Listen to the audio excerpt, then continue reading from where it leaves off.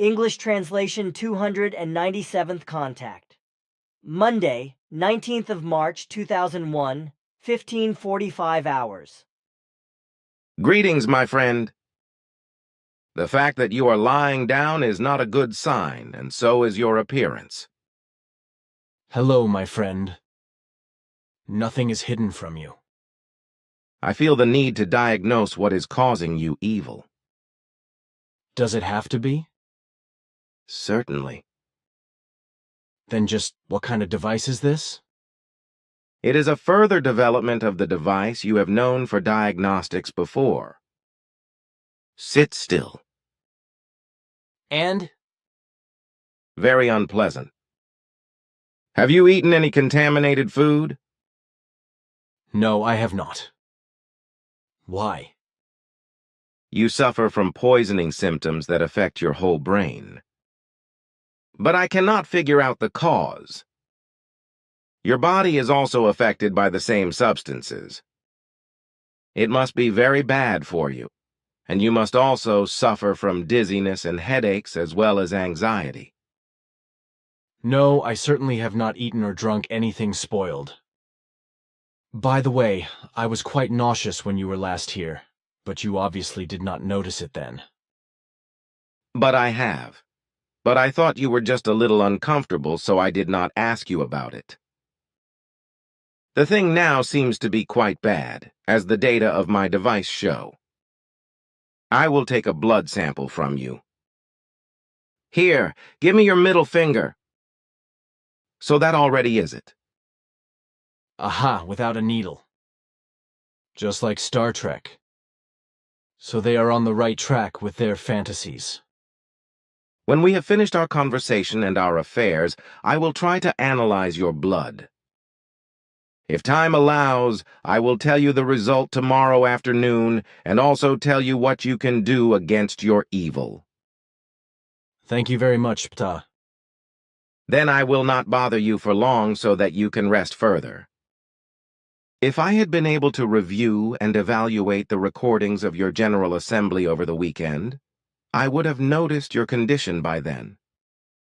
As it looks, you had a lot of trouble to get through everything. You can say that out loud. Friday, Saturday, and Sunday was as bad as today. But I do not want to complain. Your usual speech. But it would often be better if you would complain instead of dedicating yourself unswervingly to your tasks. I say, let us not talk about it because my time does not last forever, and there should or still be a lot of work to be done. That may be true, but you can only do it if you remain alive in your time. Please, Ptah. We have other things to talk about than those things. Here, I have already done the new work for your spiritual leadership. You like to joke. When I think of your condition, I am not joking, and besides, I cannot break down because of every little ache. So let us thus leave that. If it suits you, I would like to ask you a few more questions. you will not let it stop you anyway. Well then, I mean only you play Aaron. Do you also have pets? I mean those that are kept in human living premises. No. I actually already knew that, but I wanted to have it officially recorded in a contact conversation. Then another question. In the parallel dimensions, does time run parallel to our time? I do not mean the time that is determined by the human beings of the different dimensions, but the time that is determined by the universe and the time streams. The purely universal time is uniform in all dimensions. Differences only appear in dimensions of the past or the future, and only in the form of a time shift to the present time. Which means that in the past as well as in the future, universal time remains uniform, and only the time shift to the present is of significance. Right. Then a further question, which is obviously still unclear with different group members. To my knowledge and understanding, one must consider the terms dimension and space-time structure as a value. So dimension also means space-time structure, and space-time structure also means dimension. Am I right, or have I explained it wrong? You know that your explanation is of correctness. I just wanted to confirm it. Then another question. How do you deal with wild animals? Do you care for them in the same manner as the human beings here on Earth? So do you also go hunting? Do you also have hunters for this purpose? Hunting is not permitted in our country, and we leave the regulation of the population in the animal world to nature and its laws. The open nature with us so big and actually left free enough that all animals have their necessary free space. Consequently, no animals migrate into villages and cities, as is the case on the Earth, because the animals no longer have sufficient living space due to the enormous overpopulation of humans. It is forbidden for us to enter wild areas in order to build recreation or dwellings there. In addition, it is customary in our country, which unfortunately is not yet the case for all federates, that no game and no other animals which are kept in large parks and enclosures and which are used for dairy farming, etc., are killed in order to produce food from them, etc. We produce the necessary animal proteins for our food through special duplicators by producing synthetic meat that is absolutely equivalent to real animal meat. But you know that. Of course. But also in this respect, I only wanted an answer once, which is written down in a contact conversation. But now I still have a question regarding your explanation regarding arbitrary and arbitrarily. It is your statement of Thursday the 17th of July 1975, at the 31st contact at 10:14 hours. The original pages 295 and 296 NB. See Pleiadian Pleiaren Contact Reports, Volume 1, pages 370, 372, sentences 269, 372, contain your words on how I had these processed into a brochure under the title Arbitrary and Unarbitrary. I have also written a foreword. If you would like to read through this, please. Here. Explanation: arbitrary, arbitrarily, unarbitrary, unarbitrarily. These are well-known terms which are used very often in daily life as well as in the spiritual teaching and in numerous writings of the Figu. But as is constantly shown, these terms are not understood correctly in their actual value and in connection with many things, so a useful explanation is necessary. The terms arbitrary and arbitrarily in the original value actually mean choice of the will, according to the old word values will and free will choice. In this traditional concept, arbitrariness in a positive sense is a mental voluntariness or free will, an inclination or affection, an agreement, a good judgment, or a voluntary resolution, whereby everything always takes place out of free will. If such a thoughtful action is to be done, or a thoughtful word is to be spoken, etc., then a free will and conscious free thinking are required, whereby a conscious and well thought out thing comes about, which can be both negative and positive, depending on the will of the person. If a conscious thinking according to free will is applied, then an arbitrariness or a willfulness therefore takes place. Therefore, conscious thinking according to free will is just as arbitrary as also an action which is preceded by conscious thinking according to free will. So, arbitrary or arbitrarily does not mean anything negative, but something positive. For example, acting according to free will by conscious thinking according to one's own free will. So everything that one does on his or her own initiative must be based on arbitrariness, on the conscious choice of their free will, no matter whether something negative or positive arises from it.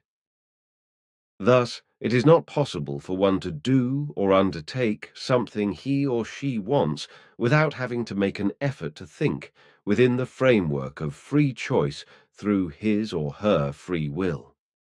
In the 18th century, a further concept value for arbitrary and arbitrarily was created, namely a completely negative value, which expresses itself in the form of a disregard of the rights and interests as well as the body and the life of other people, but also by ruthlessness, arbitrary measures, arbitrary rule, negatively arbitrary or willfulness, etc., and compulsion as well as autocracy, negative action using one's own power, unrestrained, absolutist arbitrariness and threat, etc. In this sense, the terms arbitrary and arbitrarily or arbitrariness, etc. are of a decidedly negative meaning and value, and consequently there is no connection whatsoever between them and the original positive value. The etymological dictionary of German contains the following with regard to the term arbitrary: behavior and action according to one's own will, arbitrariness, MHD. Wille, willkürend. Wille, Kör, free choice of will, free will, voluntary resolution, inclination. 2. Agreement, arbitrariness, is composed of the word treated under will and med. Kure, MD. Kure, kore. The meaning which has prevailed since the 18th century, aiming at the disregard of the interests of others, is already being introduced in MHD. Use in such cases as the free resolution of one side is regarded by the other as restriction or coercion. Compare MHD. Nächsina finde Willekür. To this arbitrarily adj. Acting at one's own discretion, arbitrary, 18th century. Previously, acting voluntarily, according to free decision, 16th century. Compare MHD. Willekürisch. Unarbitrary means in the conceptual value no choice of free will, as well as a non-thinking and non-thinking of a matter, etc. Unarbitrary, however, also includes a positive value, which is expressed in some form in a not lord over others, and in the non-disregard of others and their non-impairment, as well as in a non-coercive manner, etc. Unarbitrarily includes the value of the unintentional, unconscious, and unintentional, etc. So unarbitrarily is something that is not deliberate and therefore not arbitrary, but that happens entirely by itself, without one wanting it oneself, or without one bringing it about oneself. According to what has been explained, it is therefore absolutely necessary that the terms mentioned are always understood in their correct meaning, because only then is it possible for no misunderstandings to arise. Billy. Your explanation of the facts which you put before my explanation is absolutely fine. There is nothing wrong with it. Obviously, everything is not understood nevertheless, which is why I would like to ask you for a further short explanation. Also, Marcel has difficulties with your explanation, which is why I wrote him the following letter, which you should also read through. Here, it is this letter that I have addressed to him in the hope that it will clarify the matter. Your explanation is good and should be enough. Nevertheless, I want to make an additional statement, which you should, together with your letter and your explanatory foreword in the brochure, precede my words about arbitrary and unarbitrary, at least in the new output form of the contact conversations. You mean the book form in which we will publish the contact reports from now on? Right. But now, hear my additional explanation, which you should add to my words of 17th July 1975, together with your explanations and a small foreword. In ancient times, the term arbitrary meant choice of the will, namely, choice of the will in free form. From this it was deduced, and is still deduced today in the aforementioned sense, that something is or can be done according to one's own free choice of will. And only in this form is it possible that anything at all can be done, produced, created, or brought to life. If something is to be done, produced, created, or brought into being, then a free will of choice is necessary, just like arbitrariness. Without a free will after choice, that is to say, without arbitrariness, nothing can be created, produced, created, done, or brought to life. The very conception of a child requires arbitrariness, that is to say, a free will of one's own choice. This is entirely according to the original value of the word, which in no wise has anything to do with the new meaning of how it was coined in Middle High German and in the second half of the 18th century, namely that arbitrariness was equated with the fact that generally valid standards, rights and laws and interests of other humans exercising their power are violently and autocratically, etc., disregarded and trampled underfoot by people exercising their own power, so that selfish, absolutist, boundless, and often malicious action appears. This new word value cannot in any wise be compared with the original word value of the traditional concept of arbitrariness, which states that nothing can happen, be given, begotten, done, created, or brought into being in any wise without the free will of choice or arbitrariness. If nowadays the term arbitrary is generally only seen and understood in a negative sense, then the original value must nevertheless be maintained, according to the explanations of our linguists, who explain that the term arbitrary in its originally purely positive sense and value and in its original form leads back to Celtic times. A fact which is nowise known to earthly linguists, because the possibility of linguistic antiquity research in these dimensions remains closed to them. Thank you. That should be enough. Although there will be, as always, know-it-alls of their own, your worships, who will do great in language research and deny your explanations. What the hell? Firecrackers from scientists and know-it-alls of pseudo-scientific graces have existed since time immemorial. With which you speak a word of truth. Here I have some internet excerpts concerning the moon landing faked by the Americans. If you still want to read them, please. I would like to add them to report number 238 of 18th May 1991, original page number 2034, if possible. You can do that, but I do not have to read what you mentioned because I know it. I even want to say that I would like you to add the whole thing to the old lines, even if the indicated locations are not entirely devoted to reality. For repetition, I would find it also well if you can attach afterwards also my earlier words about arbitrariness and unarbitrariness to this report. I will, along with the internet excerpts. So be it. But now you should rest and recover. Tomorrow I will be here again, probably in the afternoon, if time permits. I have 2 more questions in private. If you want to answer them? But after that it will have to be enough.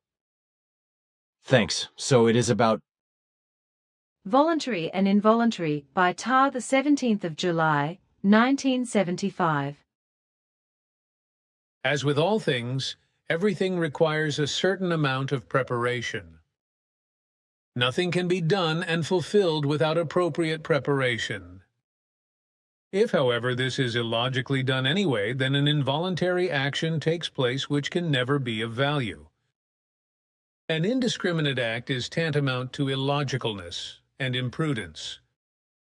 And out of such an unintentional act, therefore, only illogicalness can follow.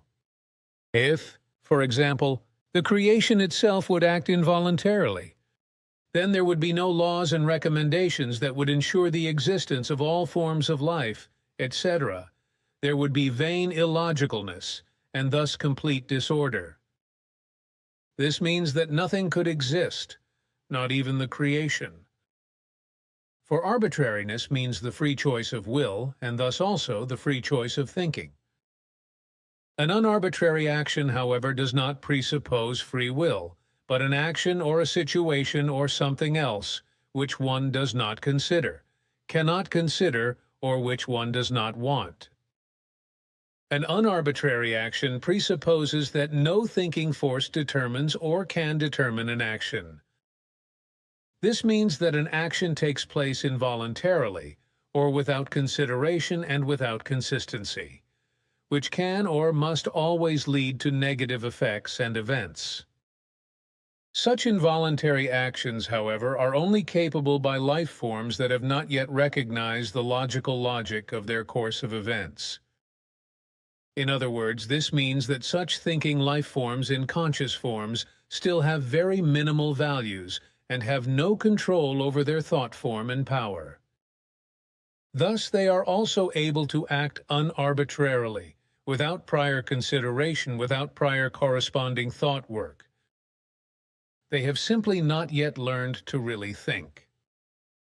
If this were also the case with the creation, then nothing would exist, because through illogicalness in this form, everything is destroyed before it is even created.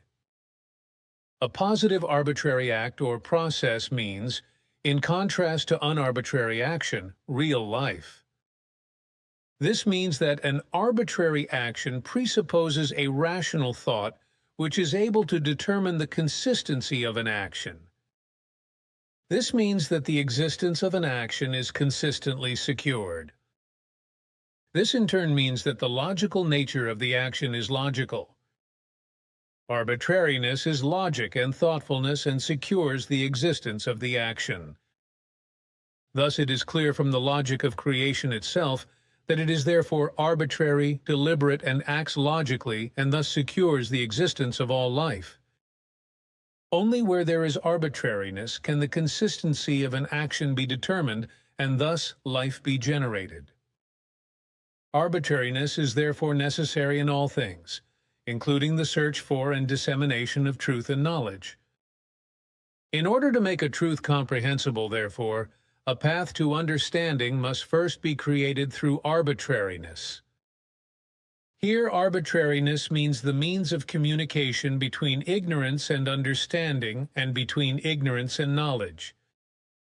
Through arbitrariness, which in this form embodies the pure process of reflection and thought, the rational mind is stimulated to work and slowly led to knowledge. Once the knowledge has progressed sufficiently, further teaching material can be added, which is then actually processed and exploited further arbitrarily, whereby further knowledge is gained.